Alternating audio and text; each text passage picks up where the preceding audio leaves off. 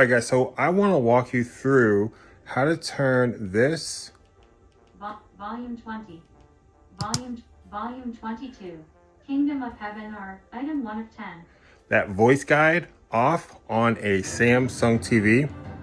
Actually, let me turn the volume all the way down for now. Now, what we need to do, it's really easy, guys. We need to just open up our settings here.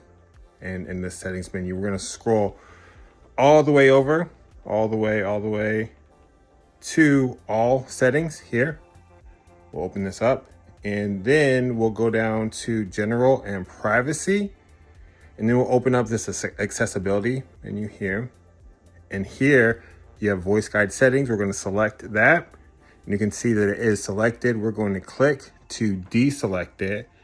And now if I turn this volume back up, you will see that it is no longer reading out what's on screen. So that's how you turn off the voice guide. If this helps you guys, if you could, like the video, subscribe to the channel. Thank you so much. And I will see you next time. Bye.